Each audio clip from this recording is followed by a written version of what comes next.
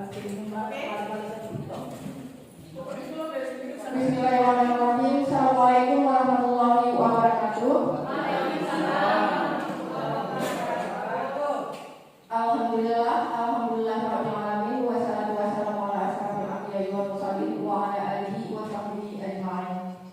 Puji dan syukur marilah kita sama-sama panjatkan kehadirat Allah Subhanahu wa taala yang telah memberikan kita rahmat, kesehatan dan umur panjang sehingga kita dapat berdiri, sehingga kita dapat berkumpul di ruangan yang sederhana ini dalam acara diseminasi penerapan pemahaman tentang disiplin positif. Salawat dan salam kalau pula kita sanjungkan kepada Nabi Muhammad SAW yang telah memberikan kita ilmu pengetahuan yang dari kita tidak tahu apa-apa menjadi kita orang yang penuh dengan ilmu pengetahuan. Kata-kata penghormatan saya yang saya hormati Bapak Kepala Sekolah SMK Negeri Santurudin, dan yang saya hormati para dewan guru yang telah bersedia hadir dalam acara ini. Berdirinya saya di sini, Bapak Ibu guru semua, bukan maksud untuk menggurui, tapi kita saling berbagi ilmu yang dapat tentang pemahaman disiplin positif. Saya Nurmita SD, CGP Angkatan 11, Kota Subul Salam. Jadi di sini kami disuruh untuk memaparkan tentang diseminasi penerapan pemahaman disiplin positif kepada rekan-rekan guru semua. Jadi di sini saya akan memaparkan sedikit tentang apa yang dimaksud dengan budaya positif. Budaya positif merupakan sekumpulan nilai, keyakinan, dan perilaku yang mendukung lingkungan yang produktif, kolaboratif, dan berorientasi pada hasil.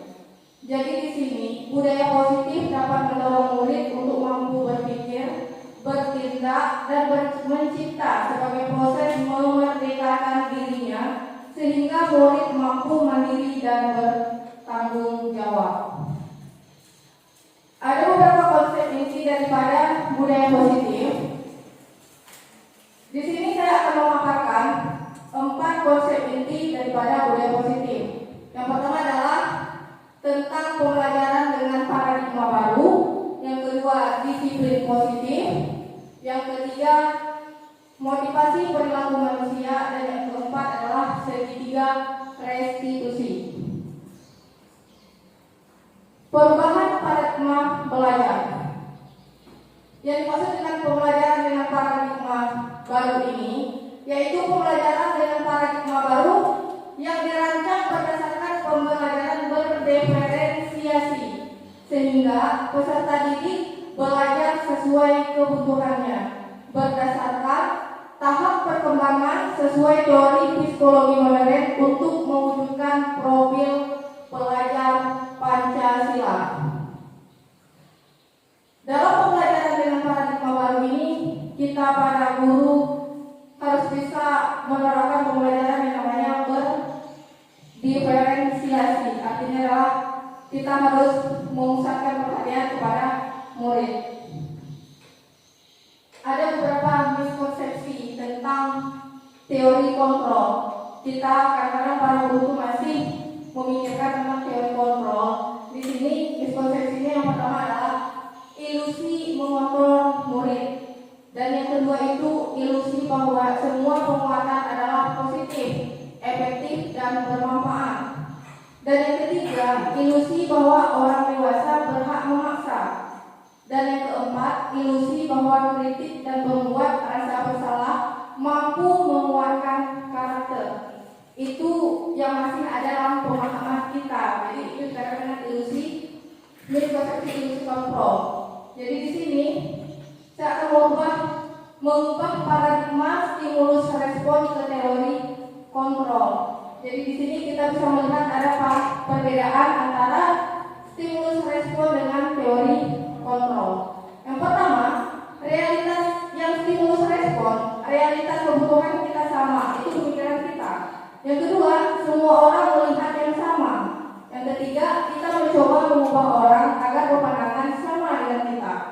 Yang keempat, perilaku buruk dilihat sebagai suatu kesalahan. Dan yang kelima, pemaksaan ada pada saat bukan gagal.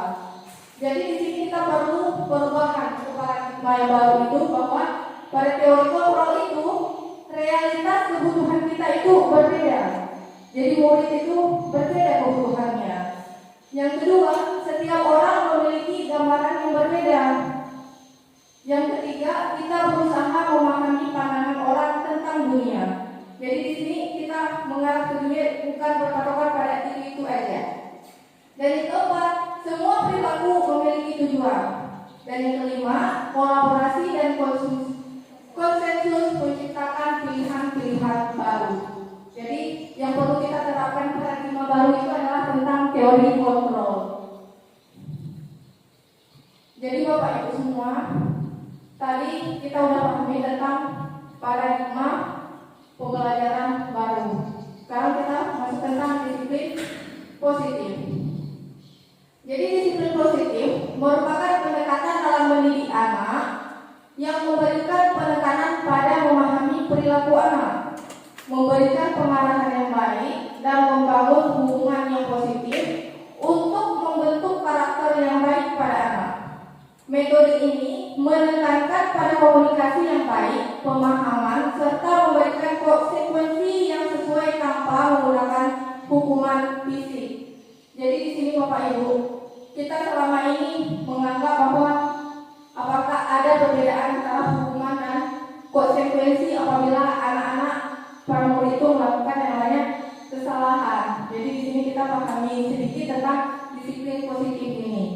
Jadi sebagai pendidik, tujuan kita adalah menciptakan peserta didik yang memiliki disiplin diri sehingga mereka berperilaku mengacu kepada nilai-nilai kebaikan universal dan memiliki motivasi dalam diri menuju perubahan yang lebih baik.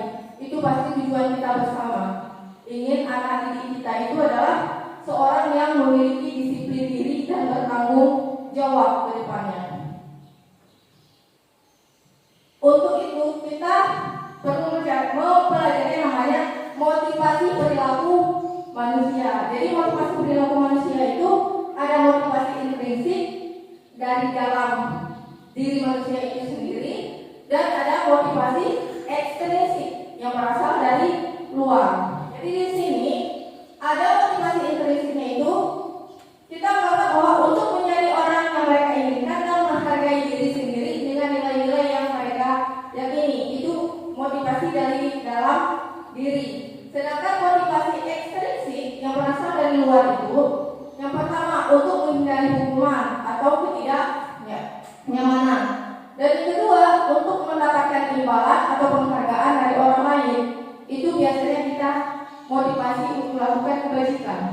Itu motivasi ekstrinsik dari luar. Nah di sini Bapak Ibu, dalam motivasi perilaku manusia ini kita bisa memberikan ada dengan istilah hukuman, konsekuensi, dan restitusi. Sebenarnya ini adalah bagaimana cara kita mengatasi anak-anak itu dalam mengatasi permasalahan yang mereka alami. Jadi di sini kita bisa melihat Bapak Ibu, apa itu yang dikatakan dengan hukuman, konsekuensi, dan restitusi. Hukuman yaitu tidak terencana, datangnya itu tiba-tiba. Yang kedua, murid tidak tahu apa yang akan terjadi atau dilibatkan. Dan yang ketiga, bersifat satu arah. Dan yang keempat, berupa hukuman fisik atau psikis. Maksudnya dengan hukuman ini pasti akan ada psikis anak nanti yang tidak baik gitu. Kemudian yang dikatakan dengan konsekuensi. Konsekuensi di sini yaitu terencana, disepakati sesuai aturan. Ada aturan, misalnya di sini aturan sekolah tidak boleh membawa HP. Kalau dilanggar, ya konsekuensinya apa gitu. Jadi yang kedua, murid tetap dibuat tidak nyaman. Dan yang ketiga, sikap guru selalu memonitor murid. Jadi itu konsekuensi. Dan yang ketiga ada restitusi. Nah di sini restitusi ini sebenarnya hal yang paling baik dalam menyelesaikan permasalahan yang dihadapi oleh peserta didik kita. Jadi di sini restitusi yaitu proses menciptakan kondisi bagi murid proses kolaboratif yang mengajarkan murid untuk mencari solusi sendiri. Kalau tadi hukuman dan konsekuensi itu semua berasal dari orang lain. Tapi ini kalau restitusi ada timbal baliknya antara siswa dengan guru. Nah, ini segitiga restitusi. Jadi yang dikatakan dengan segitiga restitusi itu merupakan suatu proses dialog yang dilakukan guru terhadap siswa agar dapat menghasilkan siswa yang mandiri dan bertanggung jawab. Jadi penyelesaian masalah di sini yang dilakukan melalui segitiga restitusi itu ada hal yang paling baik bagi Bapak Guru. Jadi di sini ada 3 langkah yang dilakukan dalam segitiga restitusi. Yang pertama itu adalah menstabilkan identitas, dan yang kedua validasi tindakan yang salah, dan yang ketiga itu menanyakan keyakinan. Itu langkah-langkah dalam segitiga restitusi. Jadi menstabilkan identitas. Bagaimana dikatakan dengan menstabilkan identitas? Menstabilkan identitas di sini, dia ini merupakan berdasarkan prinsip membuat kesalahan adalah bagian dari proses pembelajaran. Jadi di sini ada beberapa hal atau pertanyaan yang bisa kita tanyakan dalam menstabilkan identitas anak tadi. Salah satunya yaitu kita bisa menanyakan, berbuat salah itu wajar nak? Atau tidak ada manusia yang sempurna. Itu kata-kata yang kita keluarkan dalam menstabilkan identitas. Kemudian Bapak Ibu juga pernah melakukan kesalahan seperti itu. Dan yang keempat, Bapak Ibu tidak tertarik mencari siapa yang salah, tapi Bapak Ibu ingin mencari solusi dari permasalahan ini.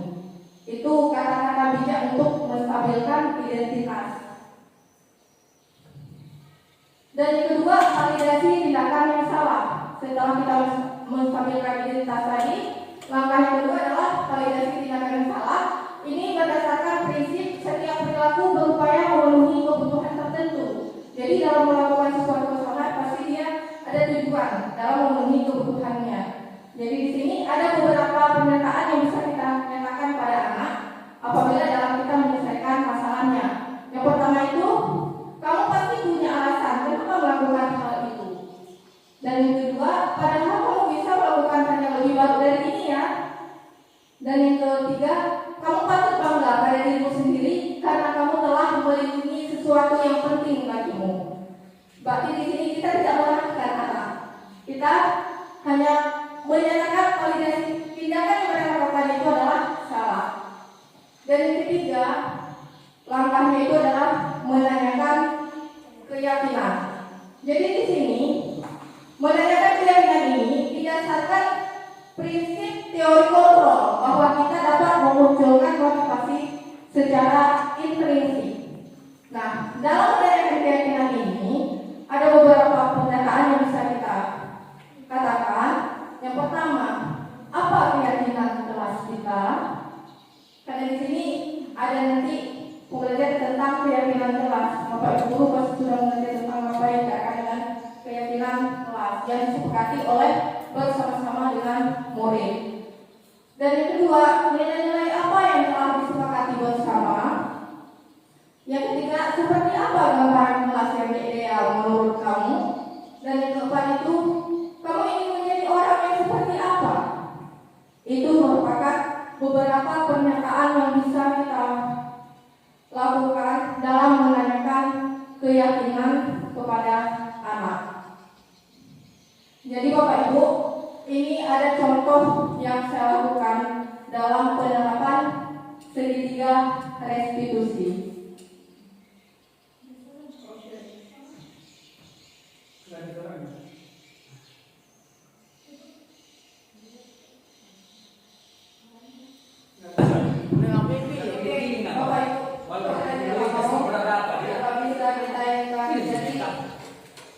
Di sini dalam penerapan segitiga restitusi ini saya melihat siswanya ini kurang konsentrasi dalam belajar di kelas. Yang selama ini dia konsentrasi, tapi tidak konsentrasi dalam belajar. Jadi di sini saya menerapkan penerapan segitiga restitusi sama siswa.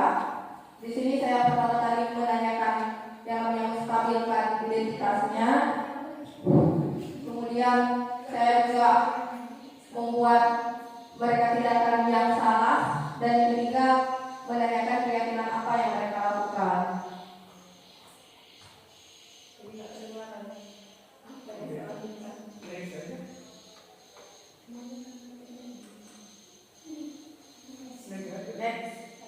Nggak apa-apa, nanti aja bisa nih. Anggap Anda paham. Udah.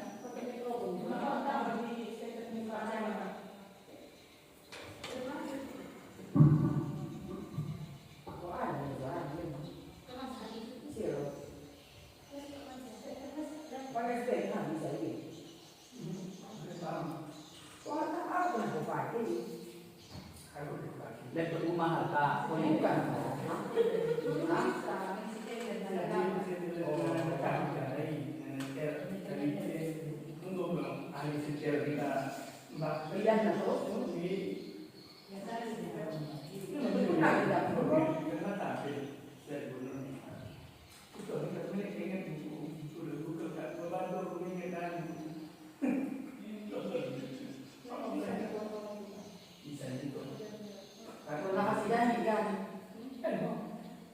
Ganti bahasa dia kok.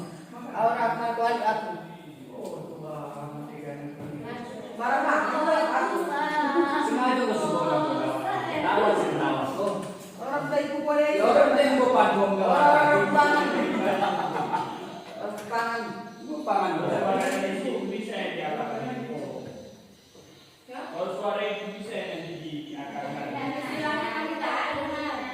Yang penting kan video ibu itu tersampaikan. Kalau video yang suara itu bisa diakarkan. Ini videonya adalah. Nanti kan kita masuk ke video. Tinggal ibu jelaskan aja. Iya, pokoknya video itu. Kalau video itu bisa diapakan. Itulah tadi Bapak Ibu penerapan segitiga resolusi yang saya terapkan pada anak-anak dalam menyelesaikan permasalahan yang mereka hadapi. Jadi untuk dalam penerapan disiplin positif, hendaknya guru memiliki standar kepribadian, profesional dan sosial yang baik, di mana guru mampu merefleksi dirinya pada kondisi kontrol saat ini, bagaimana perjalanan dirinya sebagai manajer yang menuntut murid-muridnya menjadi insan yang mandiri, merdeka dan bertanggung jawab.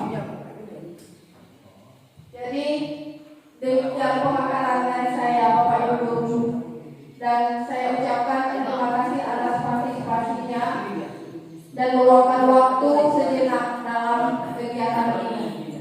Demikian saya ucapkan wabillahi taufiq wal hidayah. Wassalamualaikum warahmatullahi wabarakatuh.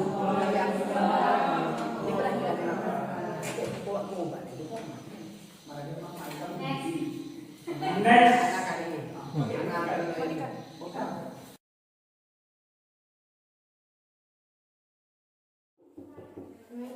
Waalaikumsalam. Masuk nak.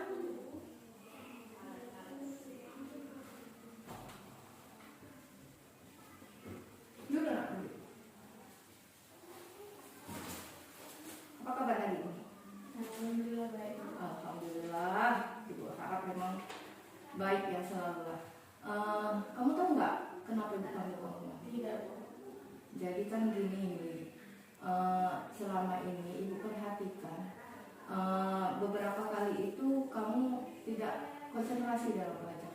Padahal kan selama ini kamu itu dalam belajar baik gitu. Jadi bisa kamu ceritakan ke ibu apa permasalahannya yang membuat kamu itu tidak konsentrasi dalam belajar? Saya kesulitan dalam memahami pelajaran ibu sehingga saya merasa bosan. Oh, jadi mungkin memang kalau misalnya bosan dan kesulitan dalam belajar itu sudah menjadi hal yang wajar ya nak ya. Jadi ibu harapkan tidak lagi merasa bosan. Tapi yang perlu kamu perhatikan, kalau kamu selalu seperti itu dapat menurunkan yang namanya nilai kamu nanti. Jadi prestasi kamu nanti bisa jadi menurun. Apakah hal itu baik untuk kamu? Ya, bahwa hal tersebut tidak baik untuk saya. Jadi kalau memang kamu merasa itu tidak baik, apa yang harus kita lakukan agar motivasi belajar kamu itu nanti ke depannya lebih meningkat lagi? Saya akan minta bantuan untuk belajar kepada teman-teman saya, Bu. Dan saya juga butuh bantuan dari Ibu untuk mengajari saya. Insya Allah Ibu akan selalu membantu kamu dan selalu ada untuk kamu. Jadi kamu jangan ragu dalam minta tolong sama Ibu. Kapanpun kamu minta tolong, insya Allah Ibu akan bantu. Jadi untuk ke depan jangan lagi seperti itu, Nena. Iya, Bu. Ya, Bu. Saya permisi. Waalaikumsalam.